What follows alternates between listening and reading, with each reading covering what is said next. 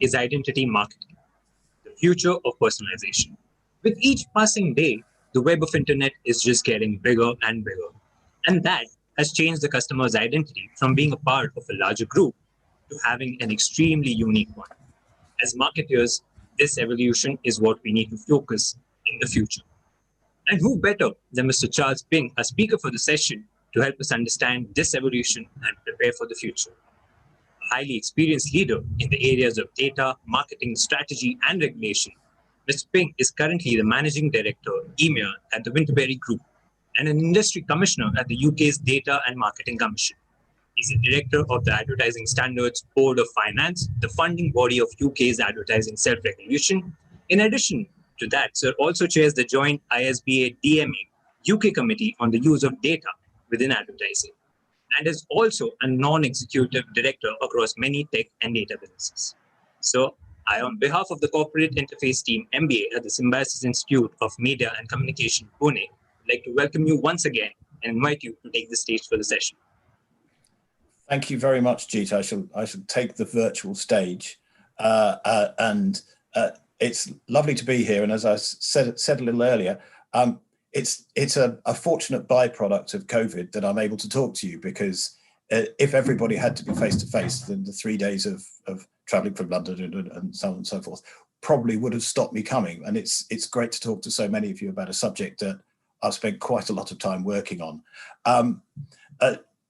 Before I launch into slides that will tax your brain, it's probably worth giving you a little bit of background on Winterberry and what we do. We visited the identity topic in 2018 and we revisited it in 2020 because it's so fast moving and it's changing so much. Winterberry is a trusted advisor to many people, advertisers, agencies, tech companies, the big platforms, we've worked with them all, and to private equity and investors, and we do a lot of work in that sector.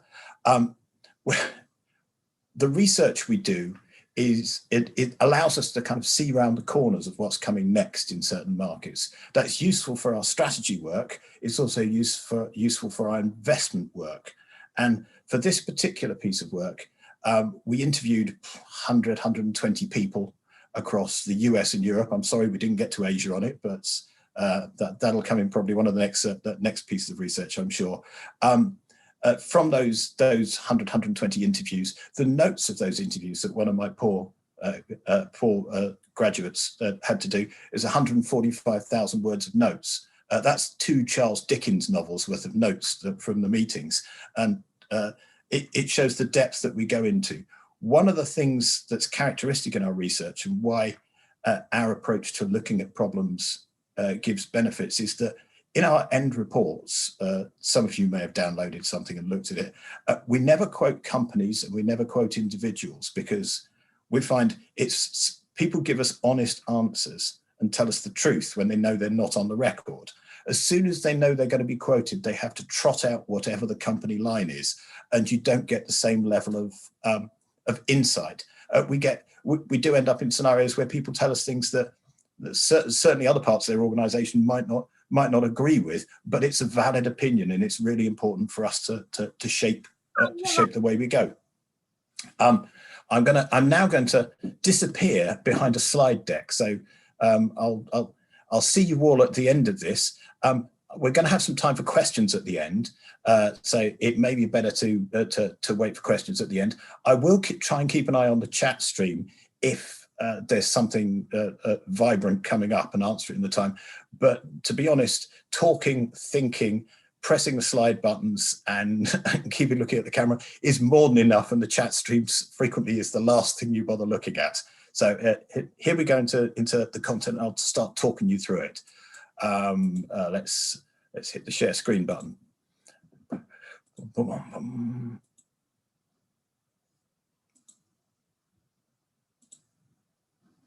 Right, there we go. You can see that at least the first slide, that's working. I can see some nodding there from the few faces that I can see now that we're all minimized. I've told you about that. The sponsors, the research was sponsored, and it's only fair that I mention the names of the sponsors: Axiom, LiveRamp, Merkle, TransUnion, Lotomy, Newstar, TapAd, and Zeotap. research costs money, which is why we have sponsors. They don't get to influence what we ask, who we ask, how we ask it, or edit the final paper. So this is not a view that they have written, it's a view that we've written, and it's our trusted position that allows us to look at things from those particular problems, those particular angles. Now, what we're going to discuss today, and for some of you, you may be up to speed on this. For some of you, it may be slightly new, because I know we've got a broad range of people in the room with broad range of experience. I'm going to go through what is identity in advertising and marketing. I'm going to talk about the evolution of identity solutions, what the evolution of the market is across various ecosystems. That hopefully will make sense in about half an hour's time, even if it doesn't do now, and how this will change the market as time goes on. And I'll try to keep it moving fairly quickly. What is identity? Well, it's a global topic. It's something that's coming your way. It's already acting in India. It's just not really understood quite in the same way as it is perhaps in Europe. And it's driven by a convergence of government regulations, the power and influence of the big technology companies who we all have in our pocket and we all use every day. I'm sorry, Mr. Ping, to interrupt. I think your audio is going low at times for the audience. Is it? Okay, let me see what we can do about that. Let's, does that get better? Is that better? Yes, for sure. Okay, thank you. Thank you for a good interruption there. Yes. Everyone can hear me now, I hope. Yes. We also have in the mix of regulations and influence of technology companies, we've got consumers getting more aware of their rights and privacy issues. So you have to take all these things in the round. And my talk today is really around how we use data from the internet and the real world to identify people and maximize their value in advertising terms. Now, if you're the kind of background where you're in the journalism side, you may turn at this point and go, I'm interested in journalism, not advertising.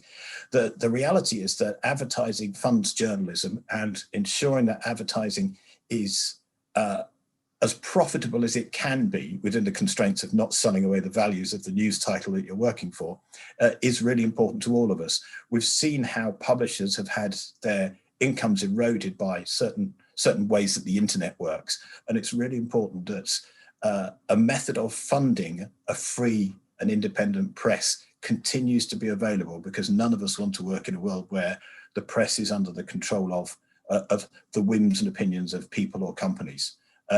And we're convergent because we all use the same technologies. Chrome is by far the largest browser in India, and Google has a set of global policies. So what happens and is decided in Mountain View in California affects all of us. We also have advertisers who are generally global these days. Yes, there are strong local ones, but the best-selling soaps in India are from the same company that the best-selling soaps in the UK and North America are. They're all Unilever. And privacy has a global trajectory. The PDP bill that's winding its way through the various legal stages of Indian government is very similar to the European General Data Protection Regulations, GDPR. And whilst the US, where so much of marketing comes from, has little federal law, there's GDPR thinking in the Californian privacy law, and there's an enhanced privacy law in California going on the ballot in November, in the same elections as the presidential elections, the California Consumer Privacy Rights Act. And that's much closer to GDPR. And if California makes a law, the rest of America has to follow it, because it's such a large part of the economy. So we've got a global world, we've got a global market, we've got forces that we're all going to be buffeted by, and we're just running at slightly different paces. So identity starts to be really important. Now, a bit of history. This is a cartoon from the New Yorker in 1993. On the internet, nobody knows you're a dog.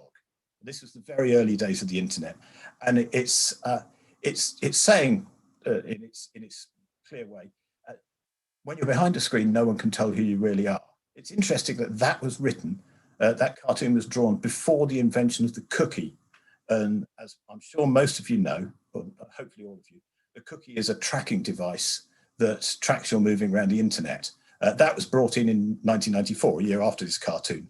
So that was kind of the original dream of the internet, that no one knows who you are. Now the reality is that everybody knows who you are.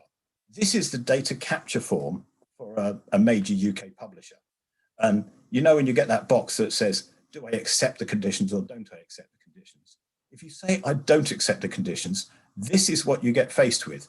And frankly, it shows you the kind of uses that people are putting your data to, and they're capturing it and they're linking it and they're mixing it so that they know an awful lot about you. This is going to be coming your way as things like PDP become law in India. So it's also interesting from a design and psychological perspective. When you look at the bottom of the page where it says allow all in bright green and don't allow in the washed out white background, it drags you towards accepting it. It's what I term asymmetric consent. It's so much easier to say yes than to say no. Everyone ends up saying yes. And we're all guilty of that when we download apps or whatever. We'll just say yes. And then our data gets used. Because on this screen, you'll see that at the top, there's purposes and features and there's vendors. And if I'd done a screen grab of the vendors tab, it would go on for yards down the page. There's an awful lot of people who they're sharing data with. Now, we asked the people that we interviewed in our research what they think identity is. Identity allows us to differentiate between drive-by consumers of free content to our sites and authenticated users in the subscription world. Fine in a publishing world, that was a European publisher. Identity is a pathway to intelligence, and it's not just the identifiers, but the descriptors as well. What that's really saying is it's not just that you went to that site, it's what else we know about you. It's what you clicked on, what we know about your age, what we know about your geography, what we know about your precise location. So identity is all these things that link together. We had a definition that we nailed back in 1998. The lower half of the page is the relevant part here. Identity is the effort to recognize and understand individual audience members, including customers, prospects, and other visitors, across channels and devices such that brands can interact with those individuals that are relevant, meaningful, supportive of overarching business objectives.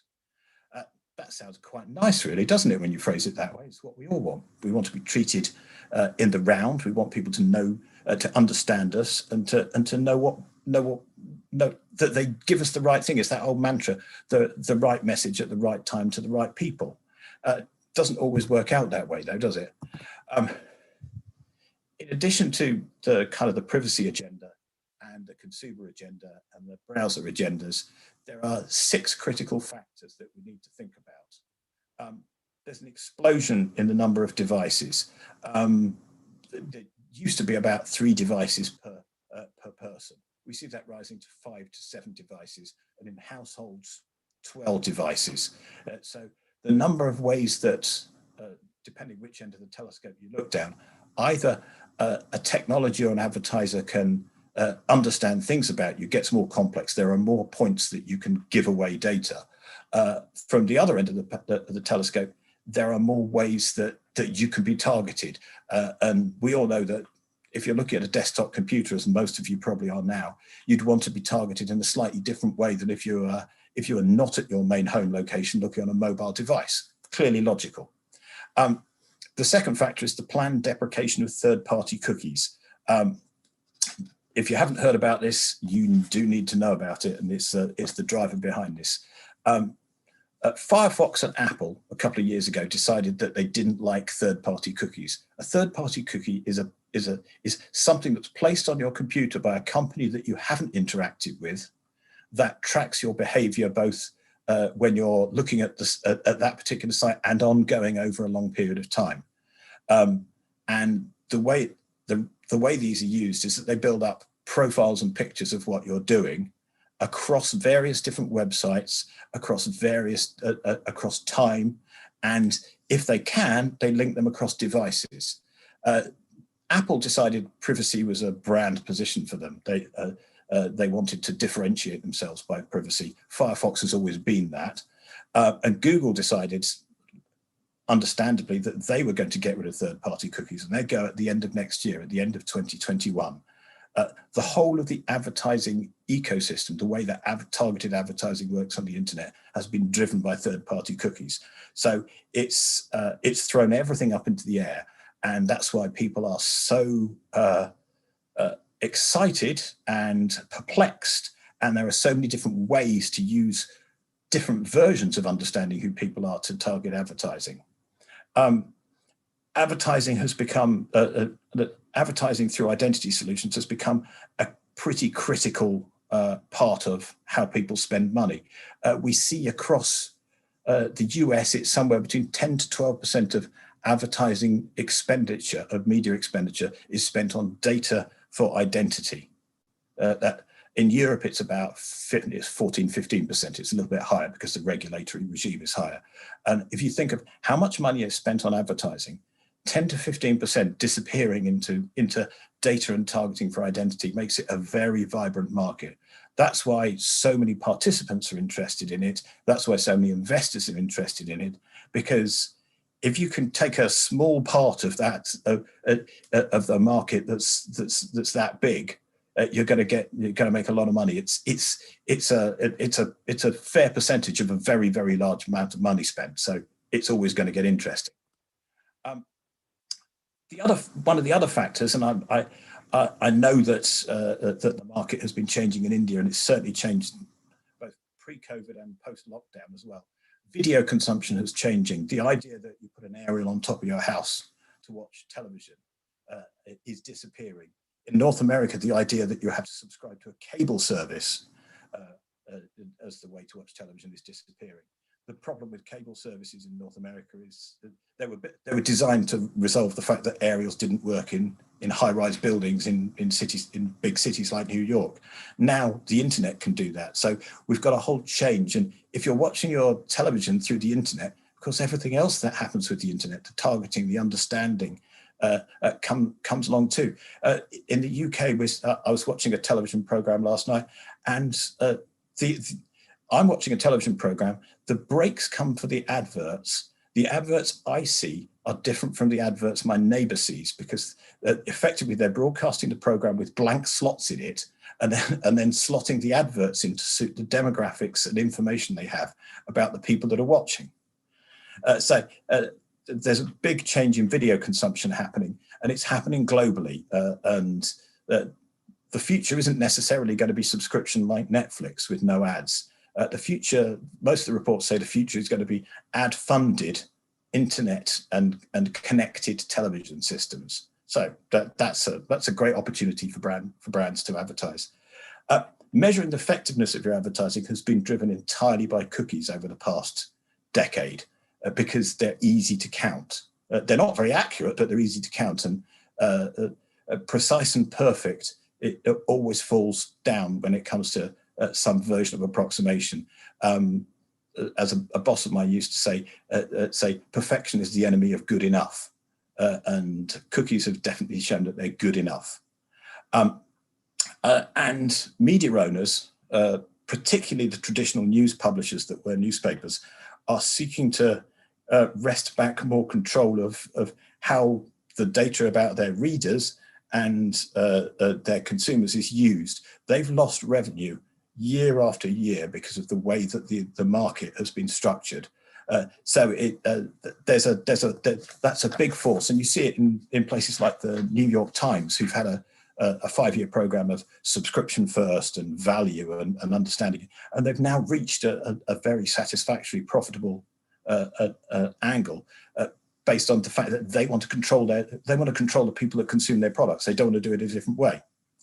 The net result of this is that there's going to be a relentless focus on first-party data. Now, first-party data is the data that you as a consumer give to a brand that you know you're consuming with. So if you go to read the Guardian newspaper in London, and you any data that the Guardian collects about you, whether you sign up and register for consumption, or it's just cookie-based data that they're tracking and behavioral data, that's first-party data. And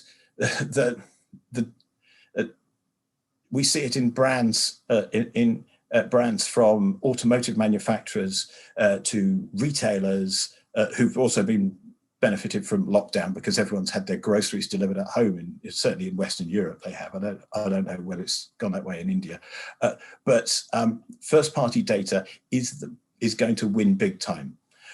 There are a range of other things that people are going to do, but as you see, the shape of them, they're all mid-30s. They're all much to muchness. So it's clear the way the world is going. First-party data, this is where we get into the world of ecosystems, and bear with me, it's not that complicated, although this chart looks a bit intimidating. There are three primary places that the identity of you, an individual, are used in the advertising and marketing world. There's programmatic advertising, where someone understands you, your demographics, your usage, your behavior, and targets an ad at you on a website that you don't know. There's personalization on an owned website. It's when you go back to that automotive manufacturer that you've been to before and you've looked at a car and and they recognize you coming back and they make your experience better. It's Netflix recommending what programs you could be watching based on what they know about you from what else you've watched. So that's personalization on owned. And it's advanced TV is where you're outside the world of programmatic, but they're targeting ads to you in a connected video environment, whether that's via an internet line or more traditional digital broadcasting line. And this may be aggregated, it may be targeted individually, but all of them are driven by first-party data. So those are the three use cases. I'm going to come back to them in a little bit, and hopefully it'll make some sense at that point. Let's do a little dogleg, because we need to say what an identity solution is. An identity solution is the coordinated activation of data and services to create persistent recognition. If you remember, identity is the recognition, and identity solution is the activities you do to get to that identity. And it's not the same as identity, it's the plumbing and systems that allow identity to happen. And as we know, in anything to do with technology, plumbing and systems is where you could get lost in it, but it's where there's an awful lot of value, and it's where the next great innovation is going to come from. Everyone says that the next great innovation is going to come from two guys in a shed somewhere in Asia, because that's where ideas are most creative and risk is least. So we can see that things are going to come from all sorts of corners in the future world.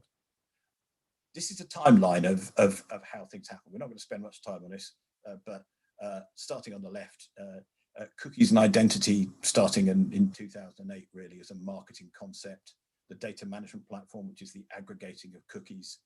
Onboarding. Now, onboarding, for those that don't know, this is where a customer, a brand, let's suggest it's your car manufacturer, who's got a list of all their customers' email addresses.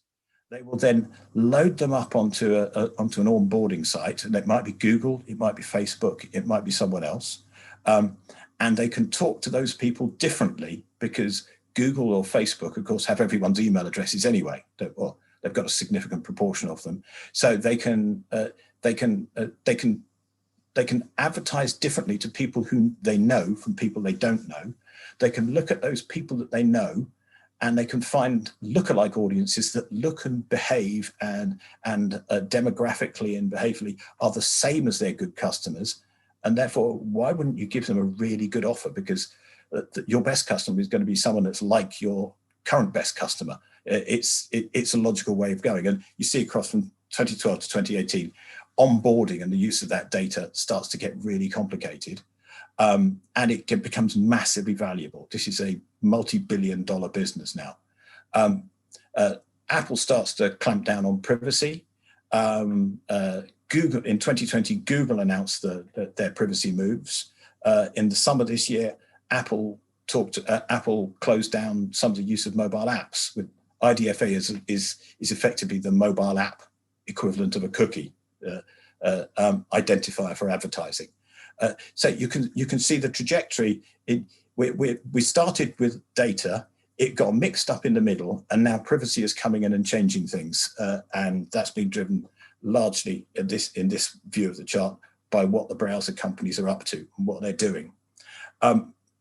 We've been involved in this market all the way through, so we've been talking to people right since the beginning of it. So it's bread and butter to us, even if it's slightly foreign to some of you.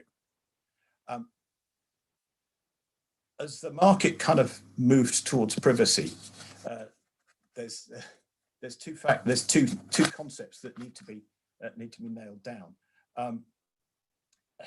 There's anonymous data. If you're anonymous, you can never be re-identified. You can never be linked back to an individual. We all know that detailed postal address and someone's age you can reverse engineer and find someone. So anonymous has to be never able to be linked back to an individual. It's actually very difficult to be properly anonymous. We've watched those kind of spy films where people have to use burner phones and destroy SIM cards to try and lose themselves, but you pick them up because people leave trails everywhere. We all do that. Pseudonymous is where the data is rendered unidentifiable by substituting it for something else, but someone further down the line can unlock that. That's quite a clever concept. It's putting a pseudonym into substitute for data that could identify someone. If you don't have the key to unlock it, the data is effectively anonymous. If you do have the key to unlock it, it's personal and it's real data. So it's kind of some of the solutions in the future don't understand the difference between true anonymity and pseudonymous approaches to anonymity. And that's going to affect how they can scale in a world where the privacy agenda is only going from no privacy to lots of privacy. There's a trajectory that's unstoppable there. It's a question of the degrees of influence of that trajectory. So this is a horribly complex chart, and will only be of interest to any of you that have done something to do with data-driven marketing. But if I go from left to right, a consumer consumes content. Their personal data is tracked, ingested in the second block, and the kind of data that's tracked, CRM data, device IDs, email addresses, app behavior, transaction history, all gets mingled together into a storage system in management in the third column, so it can be used. It's then created into a profile that can be then transferred into other systems, so that you can then target people in the output section, and you get the use cases of you can either know more about your customers, you can personalize and target them, you can measure the effectiveness of your advertising. So that's the kind of flow that we're seeing. And what starts to get really interesting is if you're mixing data from one brand to another brand, if Jaguar cars are doing business with British Airways, are British Airways comfortable with Jaguar understanding anything about British Airways customers? You can never unlearn what you've learned. So it starts. There are parts of this process where you want to put firewalls in to stop data moving from one place to another. It's a simplified view, but it's complex enough for today, I think. For the next stage of evolution, we're seeing an expanded selection of solutions. There are 6 solutions lurking here. You end up with if you're the New York Times and you have a registration rule, you can't consume content unless you've registered. And if you want to consume a lot of content, you pay for it. You get what's known as authenticated data. It becomes you know exactly who that person is. You know where they live. You know their credit card details, and you can you can build a really rounded picture of all the people consuming your content. So an identity solution based around there is a proprietary identifier on authenticated, you genuinely know who they are, first party data. And anyone coming to them, so if Jaguar wanted to target people within a certain demographic or a certain behavior or who consume certain content, they could go to the New York Times and New York Times would do it. That's a walled garden approach. They could also go to Facebook and Facebook would say, these are the kind of people who look like Jaguar owners who meet your criteria. So that's a really useful case. And whether it's the New York Times using it to choose what content to serve you so that you will increase your consumption of their products and have a greater perception of value of it, or whether it's an advertising use case in programmatic, that's kind of that. It doesn't really matter, does it? It's the way it works. The second one is if the New York Times want to expand that data set into across other media owners, if they wanted to target people in other environments, they could work with someone and share some data, and it would start to work that way. There's the third one. There are ways that people have developed that they can create a pseudonymous key, a pseudonymous ID token, so that you could take the data from the New York Times, smudge it so that no one would know that it's Charles Ping, and then send that into the various bits of the programmatic ad system where people could use it to target and make money. The challenge there is that that's effectively trying to rebuild what a cookie did without it being a cookie. One of our interviewees did say, one of the problems is it was never the fault of the cookie that's caused this system to collapse. It was what people do with the data inherent in the cookie that starts to that starts to be the problem. So we're I kind of feel that one's going to have a blossoming and then die because it lives with the same problems as the rest of the system does at the moment. One really interesting world here, the second party world. Second party data is someone else's first party data. So if Jaguar and British Airways wanted to do a private deal together and work together, they could do a second. Just swap data. There is a concept called a clean room where they can swap data in a way that neither side sees the other's data. They only just get minimal information. That starts to become really powerful because it allows the biggest brands with the largest amounts of first-party data to work together in a way that that really delivers value for them without exposing them to sharing. When you're talking about households, households are used for targeting television because I don't know about you, but my Netflix account is used by both my children and their flatmates and partners. I got an email from Netflix saying that my account had been logged on in San Jose, California, back in February, and I was thinking someone's stolen my account, someone's broken in, and it was my son's girlfriend who was in San Jose on business who's using my Netflix account. I'm sure that's actually breaching Netflix rules, but I don't know anyone that doesn't do it. Since a lot of you are students, if you have Netflix, it's probably your parents' Netflix anyway. So you can't target a Netflix user very easily individually because we all might use someone else's login, and therefore the household ID starts to be the way that targets. And contextual, I think I mentioned this earlier, contextual targeting, where understanding the content of the page that someone is looking at starts to become really powerful. That is proving to be the greatest, one of the greatest solutions coming forwards. It's coming out of Europe. There's a couple of US companies doing it, and I think it's probably going to come to you very quickly because the development of technologies in Europe will be mature enough that it can roll out very quickly in places like India as your legislation tightens over the next year or two. What we're going to find is if you're working in the commercial world of data, the number of data providers is going to shrink, but the potential for more identifiers to come under the legislation is going to increase. That's definitely going to happen to you. As PDP comes forward, you're going to have much more data considered personal, and therefore much greater restrictions over what you can do with it. That's inevitable.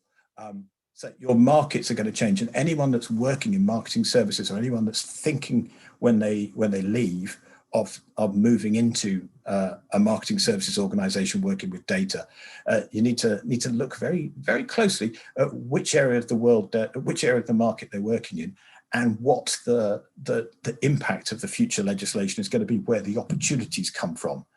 That's key in my book. One of the key things that's coming our way is fingerprinting is going to be rejected. Now, fingerprinting is a very interesting technology. It runs on the theory that we've all got a mobile device in our pocket. We've all got an Android or an Apple phone, and all our phones are the same, except they're all slightly different, because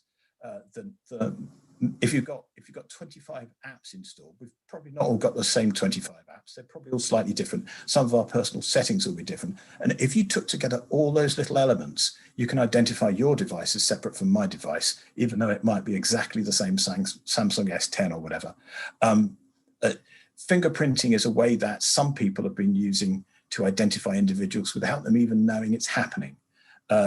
Apple and Google have both said they're stamping it out.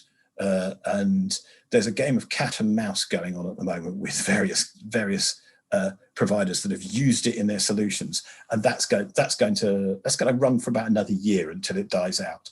I dare say it will have a flurry within a market that has new data protection legislation hitting it, and it will then die out. But fingerprinting is it's indefensible to a consumer. If you told a consumer, we're understanding what you're doing by tracking you without you even knowing it, everyone's going to run away, aren't they? Google have brought forward a set of technologies called the Privacy Sandbox, where they're trying to help people understand the value of their advertising, help people target by things like targeting a bunch of people that look similar without actually knowing who they are individually. So it's called the Federated Learning of Cohorts, flocks. It's very simple logic. If you've got enough people, you're going to find ones that behave similarly. So why do I need to know who you are precisely to target you? I can just target you as a group. It's kind of what we used to do before the invention of the internet, and it supported quite a good economy for a number of years. Clean rooms, as I mentioned, privacy-safe environments for swapping data, and MAID deprecation, mobile advertising IDs, IDFAs. That's happening. The tracking of people through their mobile devices is going to get harder and harder over the next year, and the direction that we're going in is all being forced by these moves. So, given all these changes, we kind of traffic light the world here. It's the easiest way to do stuff, traffic lights. If you're operating with a proprietary first-party identification, so you're a brand, you're Jaguar, and you collect data about your customers and people who want to be your customers, you're not going to have much risk. If you're trying to share that data in some kind of common ID, moderate risk. If you're trying to use a pseudonymized token and pass it around the whole advertising world, so the replacing a cookie with something that isn't a cookie, I think that's got a substantial risk against it, because I can't see that Apple and Google have gone to the effort of getting rid of cookies just to have someone devise something that does the same thing. It's just the wrong way around. Second party data, sharing with your best friends, British Airways and Jaguar or something, brands that have a good brand fit and alignment, that's gonna go reasonably well. Household IDs, yeah, as long as they genuinely are household. The challenge comes with single person households, where a household ID is a personal ID, and contextual targeting in its various forms, either using it to add to one of the other data types or on its own, has limited risk. It's a good way forwards. Those are the risky and the safe ways that the market's going to move. we remember this chart. I said it was simple when you thought about it.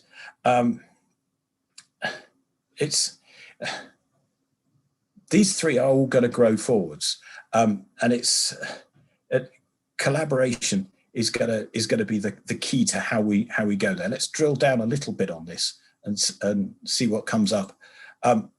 In personalization on own, so if you're personalizing on your own website, you're going to have to collect more first-party data. So you're going to have to get used to asking questions of people, and people are going to have to consumers are going to have to accept that this is someone I want to do business with, or I'm interested in enough to give them my information. They've had a get out on that because we tend not to have done it for donkey's years, but it's going to happen. This is going to drive an accelerated adoption of customer data platforms. These are the very fast thinking databases that enable you to use that information in real time to change what someone might see or what you might do. There's going to be, you're going to have to learn more from what you've got. You can't just go and get more data to try and understand more about a consumer from the open market, from third parties. You're going to have to dig deeper into what you've got to get greater insights out of what you know. And the publishers that are doing this, the smarter brands, the GSKs, the Unilevers, the Procter & Gambles are very heavily into this at the moment. And you're going to have, this last phrase sounds really complicated, advanced decisioning, orchestration, and customer journey management. All this really means is you're going to have to make a decision, and you're going to have to work out what you're saying next to that person, either now or the next time they come along in real time. We'd all like that. We all want, if someone knows something, if a company knows something about us, we want to be recognized, and we want to have what they say to us to be changed according to what they know. And we all experience moments where we go back to brands that we regularly interact with, and they appear not to know us, and we get frustrated by it. So it sounds complicated, but it's not. We're going to actually. I'm going to skip this one because it kind of says a lot of what we've done, what we said before, and therefore personalization on owned. We know that if you're personalizing your own website with the data that you've already got, you're not going to be affected very much. The programmatic world, this is where we divide. Well, you've probably all heard the term walled gardens applied to Facebook, Google, Amazon, those kind of large tech companies. These are characterized by the fact that they're closed systems. You put your data to them to target advertising, they give you very little back. You get results, but they don't give you any data back. You don't know which customers have interacted, which haven't, unless they end up buying. So that's a walled garden. It's got very high impenetrable walls. They know everything about everybody, so they can afford to behave that way. We think that there's a second level below that called a private garden, which is where they've got pretty big barriers. The Financial Times, the Daily Telegraph, Disney. They've got a registered base of users who are buying their products and they know well, they've got scale, but they're not as big as a walled garden, and therefore they have lower fences. Let's put it that way. If you want to work with them, they will give you some data back.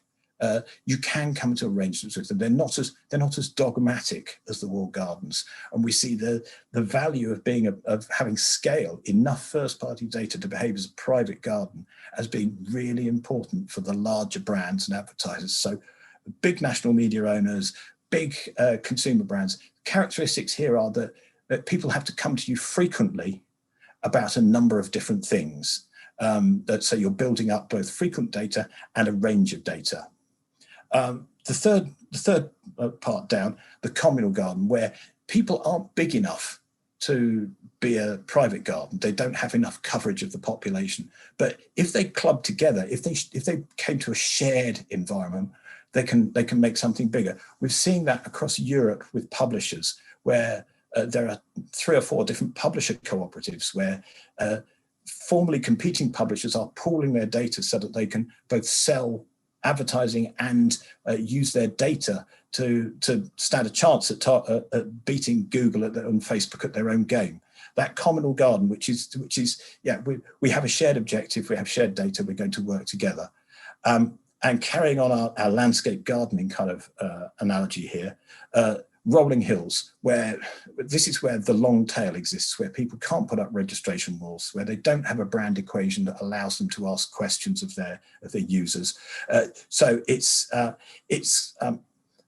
is the area that's going to be driven by contextual advertising. It's really the hardest part to see where the future is going to go. Contextual advertising is going to give them a lot of revenue back from what's lost, but there's going to be some casualties in this sector. That's our prediction, really. And it's no surprise that the private gardens are where most of the different technology approaches, be it first-party IDs or common IDs or ID tokens or second-party or household IDs or contextual targeting, they're the ones that are going to be using the most different technologies at the same time. And that means they're going to be managing complexity, and it's difficult to manage complexity. This chart is a naturally complex one, but you just need to remember walled gardens are going to continue going their own way. Private gardens have got a lot to do and a lot to win. Communal gardens will be coming your way very soon if they're not there already, because the case is being proven in Europe at the moment, and the forces that are going to change your world are the same. And the rolling hills, the contextual one, there's very little that they can do to avoid the fact that they're going to be hit by the loss of cookies. That's the reality of how it goes. The cookie disappearance is going to affect the ability to plan campaigns. It's going to affect the ability to target location, although location is very limited in Europe, and it's going to affect the ability to measure and attribute activities. That's in programmatic. Those are the biggest problems. Audience suppression. Everyone knows that the best way to target people is to avoid targeting the people who don't want to talk to you. And if you can't exclude your existing customers or people that you're already talking to about purchasing, it's going to start to be very difficult. Location-based targeting is driven all by mobile, really, isn't it? There's an enormous amount of data that comes from mobile advertising IDs that are going to disappear. And that's not Indian legislation or European legislation. That's the way that Apple and Google are going to start changing things. And measurement, when I started in advertising and marketing and publishing, you measured by asking people what they thought. And we're going to go back to that. It's a back to the future in measurement and advertising. That's the reality of where it's going. It's quite nice to go back to the future because there was nothing wrong with what happened before. It was a little bit more expensive than the way we've got used to with cookies, but hey, you can't have everything all the time. There's a lot that's been given away by cookies. And we've spoken about TV, the challenges between tracking between individuals and households. But certainly in Europe, time-based scheduled television is dying. You watch what you want when you want on streaming devices. The key battleground here is between the people that manufacture set-top boxes, the subscription services or logged-in services and broadcasters that provide those services, and the screen manufacturers.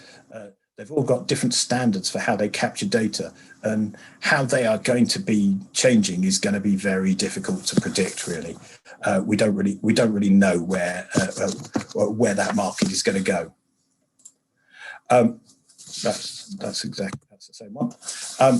Within connected television, the smarter version of television, where you can target ads by smart versions, we see addressable television, which is the normal version of television, but with targeted advertising, as having there's little impact from things. OTT and connected TV has very little impact, moderate browser impact, but most of them don't use normal technology. They use proprietary technology.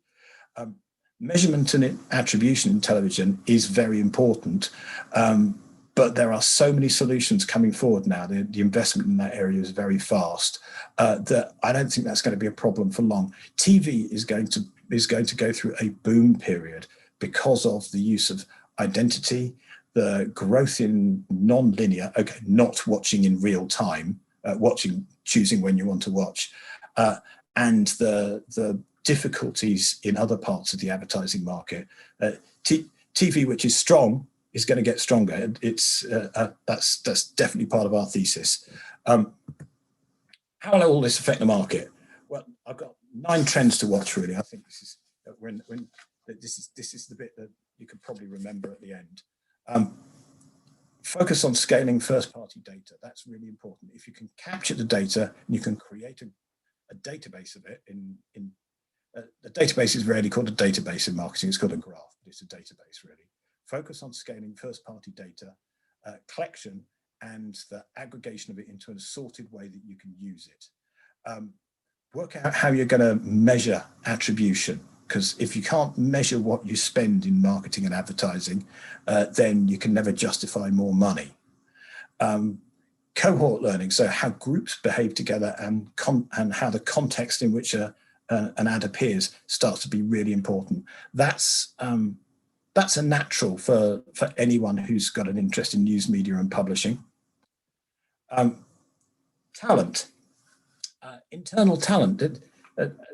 If there's one thing you've learned in the past 45 minutes, it's a complex area.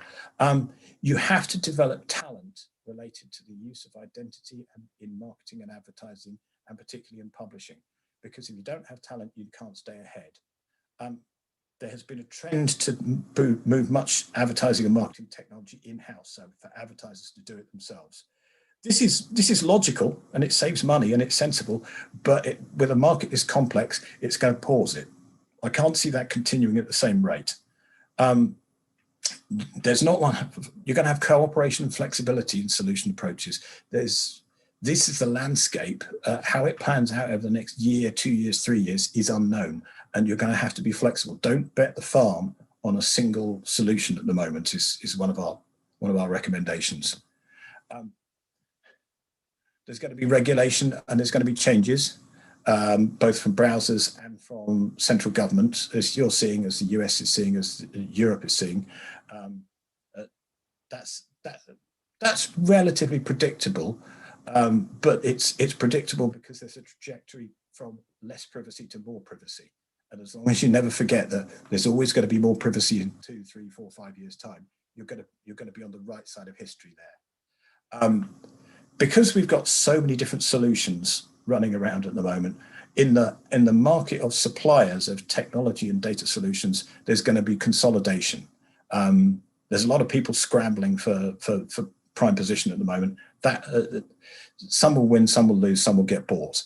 So the complexity is going to get less, but only after the end of next year, when the final disappearance of cookies happens. You're going to see the merger of advertising and traditional media advertising, programmatic and advanced television systems. In the UK, only last week, ITV, the largest commercial broadcaster, launched its programmatic platform, Planet V. And that's going to be very interesting to see how that develops, because that's the first large broadcaster actually putting all their inventory into a programmatically traded world. And that's a real change for how the sentiment of the industry's worked. That's kind of the wrap. It's a complex world. It's changing fast. There will not be one solution to how identity is used in advertising and marketing for news media, TV media, and publishing. But you have to keep your eyes open, and particularly in the Indian market, keep an eye on the privacy legislation and keep an eye on how the publishers are behaving, because that's the first place you're going to see the marketing solutions environment change. And that's the way that we've seen it happen in Europe and in its emergent parts in the US with CCPA. I'm now going to kill the screen sharing so you can ask some questions in the last 5-10 minutes or so. Let's stop sharing and I shall see all your lovely faces again. There we go. Thank you so much, sir. The session was indeed valuable, and I'm sure we learned a lot. We would like to open the floor for questions now, and I would request the participants to unmute and ask the question. Saista, would you please unmute? Hello, sir. So my question is, so do you think contextual targeting is taking a step back as users are getting like so used to hyper personalization? I'm speaking like mainly in Indian context where the debate on privacy is still in its nascent stages, unlike Well, Europe.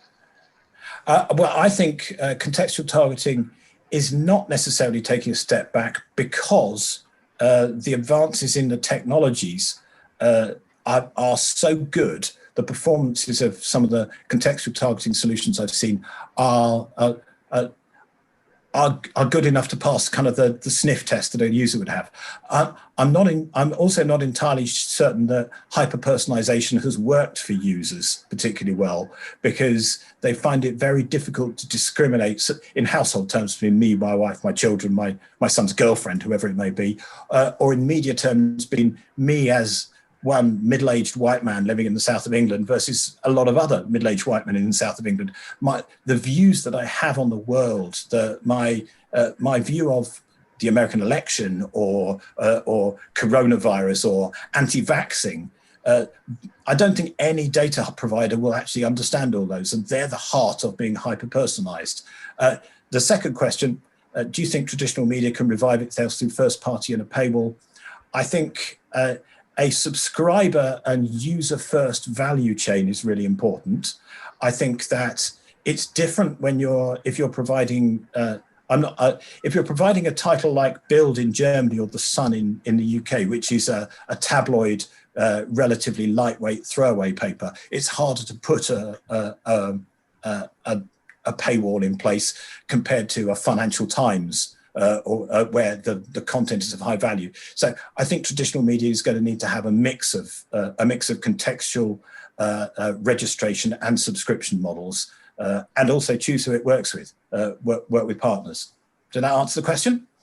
Yes, sir, you did. Thank you so much. Prithvi, would you like to?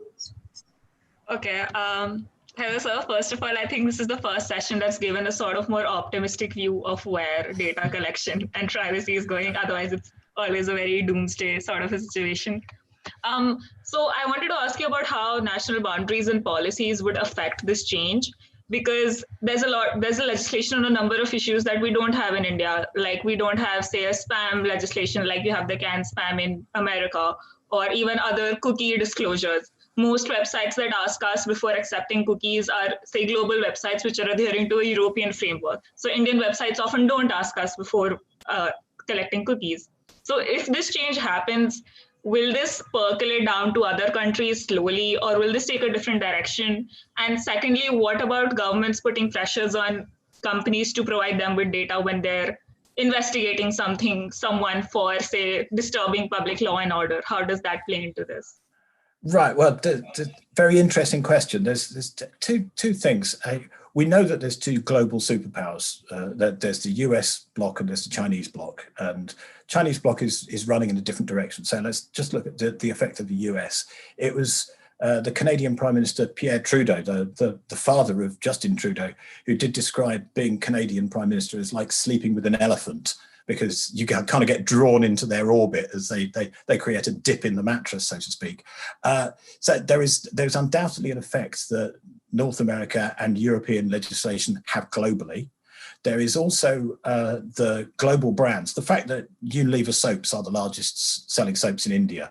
Unilever want to minimize variation in global territories because it makes it much easier for them. They also see that there's a trajectory of privacy that's running globally, and they'd like to be on the right side of history and ahead of that curve rather than trying to play catch up. Those kind of factors come into play. So you then have the cultural factor that we see globally, that there tends to be a synchronization between privacy legislation in countries and what the former colonial powers of the 19th century have done. So you see Portuguese territories in parts of the Far East and South Asia are following Portuguese versions of the law. You see former French colonies taking a more French perspective, and you see some of the former British territories who have their legislative systems undoubtedly affected by the long-term repercussions following European or UK legislation. And my brief reading of the PDP legislation going through India suggests that you're going to end up in a position that's somewhere between GDPR and the US territories at the end. And it's a question of rate of change, not of is it going to happen. So I think if your legislation gets through sometime early next year, you'll probably have a 2-year window, I would have thought, until implementation to let everyone catch up. So by 2023, you'll probably be with a variant of something similar to GDPR with some of those pop-ups and so on. And when you see that Google and Apple, my personal thesis is that Google and Apple have both seen that the only way that they can prosper long-term is to be customer-centric businesses. They've taken a leaf from the Jeff Bezos Amazon playbook, who put the customer at the center of everything. And therefore, Google is nothing if it doesn't have customer trust. And that trust is about how their browser works, how their Android system works, how Gmail works. And having spoken to the privacy people in Mountain View, they didn't say it as such, but I have a definite belief that there is an agenda that says Google wants to be customer first. Apple's being explicit, it's privacy and customer first. So if those big controlling interests are doing that, then everyone else is going to fall in line to some degree because 80% of India runs on Chrome. So if Chrome says do this, you're going to do that, aren't you? It's the way of the world.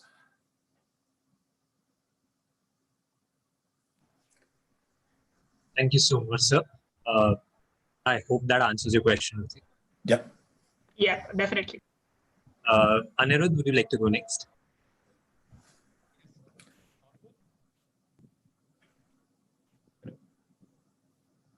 Audible? You are now? Yeah. Yes. Yes. So I want to ask, how important is the profile we build on any platform important compared to the behavioral patterns we exhibit online? Like I took the example of a music thing. Like when you go on a music platform, you select certain artists, but you listen to certain artists and you recommended different music based on that. So I just want to know like what takes the importance and priority. Well, behavioral information actually gives away who you really are. Demographic information just tells you who you look like. And that's back to the heart of how people would differentiate me. And then when you go, if you take a music platform as an example, it's how frequent you listen to that piece of music and how long you listen to it for. So when you look at a Netflix world, one of the things that frustrates me about Netflix is that you scroll down the screen and it keeps suggesting continue watching things that I gave up watching after 10 minutes because I thought they weren't very good.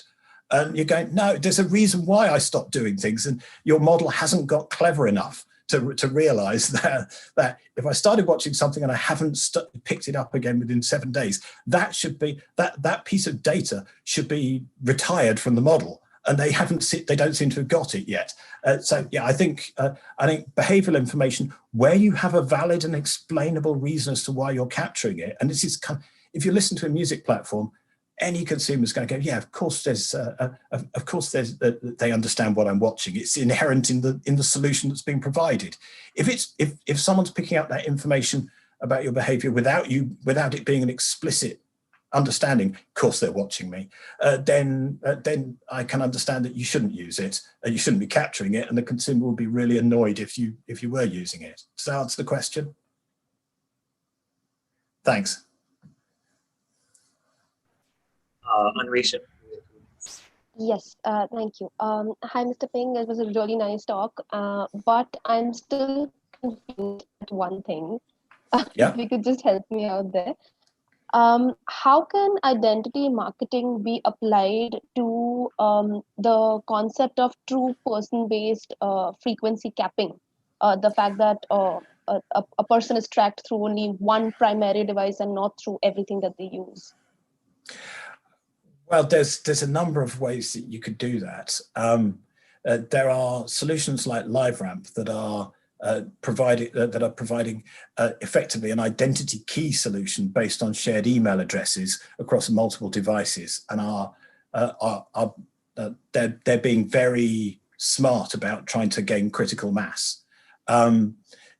If you were the Financial Times and you've got a subscriber base, I have to be logged in across all my devices to consume that product. Clearly, they can understand frequency capping within their environment, so they can provide a service to advertisers that other people can't. In the open web, you are either going to have to use a service like a LiveRamp that's using a shared pooling of consented emails, and that becomes much easier in a market like North America, where consent is a much lighter concept than it is in Europe, where consent is harder to get.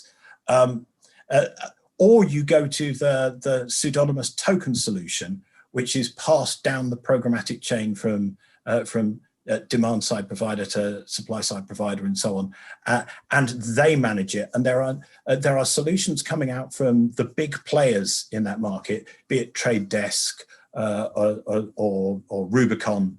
So Trade Desk is a demand side platform, and Rubicon Teleri, which is now Magnite, is a supply side platform. They're all coming out with solutions that claim to do this. The challenge is going to be that there's not going to be one solution to do everything, the way that cookies worked across anyone's platform, across anyone's technology. Now you're getting proprietary solutions that are tied to large but not universal suppliers within the system. So it starts to become more complicated, and your brand advertiser is going to have to master half a dozen to a dozen different technologies to stay on top of how they're doing things, rather than just have one universal platform.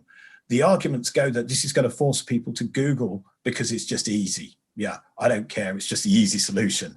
And that's one of the primary arguments against some of these changes, is that Google is going to win.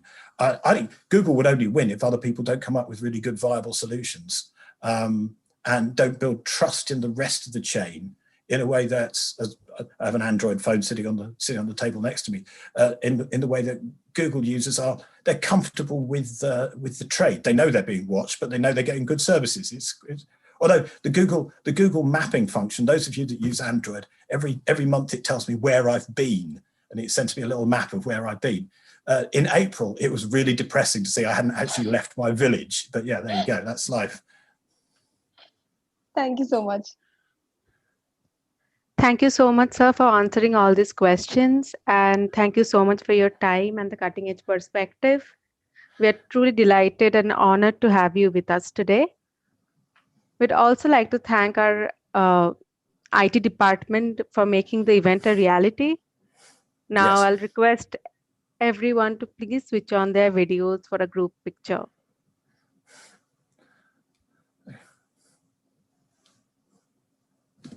A group picture, God. Yes. You've all been looking at me for an hour, so I can look at you now. Yes. Is it done, guys?